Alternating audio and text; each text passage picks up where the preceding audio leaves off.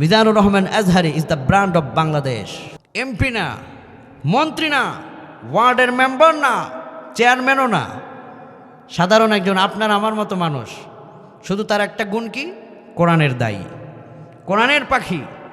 এই গুণটার কারণে যে সম্মানটা আল্লাহ তাকে দিয়েছে, একজন এমপি, মন্ত্রী, মেম্বার অফ পার্লামেন্ট, প্রেসিডেন্ট পর্যন্ত পায় না। কোন ঠিক কিনা?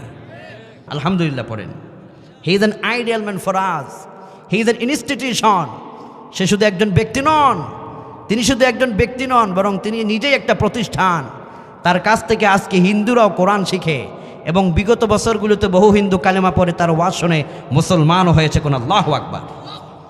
লালমনিরহাটে বহু হিন্দুরা তাফসির শুনতে এসেছে, যশোরে বহু হিন্দুরা তাফসির শুনতে এসেছে, এবং পেকুয়াতে বহু হিন্দু তাফসির শুনতে এসেছে।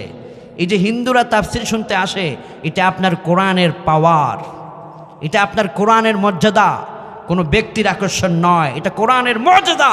কোন আল্লাহু আকবার। এই কোরআনের জন্য, এই কোরআনের সাথে যদি আপনি আমরা সবাই থাকি, তাহলে আমাদের সম্মানও বাড়িয়ে দিবেন যিনি, তিনি কে?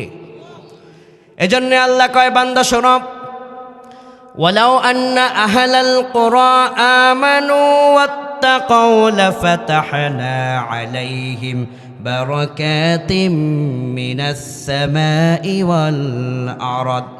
ঈমানের উপর থাকো, তাকওয়ার নীতি অবলম্বন করো, কোরআনকে নিয়ে সামনে এগিয়ে যাও।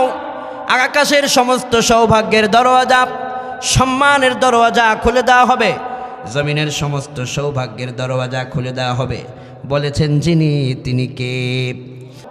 তোমার সেক্রেটারিয়েট, তোমার গণভবন, তোমার বঙ্গভবন, তোমার জাতীয় সংসদ ভবন, তোমার জীবনের পার্সোনাল লাইফ থেকে শুরু করে ইন্টারন্যাশনাল লাইফ, আন্তর্জাতিক জীবন পর্যন্ত সকল জায়গায় আল্লাহর কোরআনকে যদি তুমি সেট আপ করতে পারো, আল্লাহ বললেন কাফফারা আনহুম সাইয়্যাতিহিম, তোমার সমস্ত গুনাহগুলো আমি আল্লাহ পাক গনে গনে মাফ করে দেব। কোন সুবহানাল্লাহ।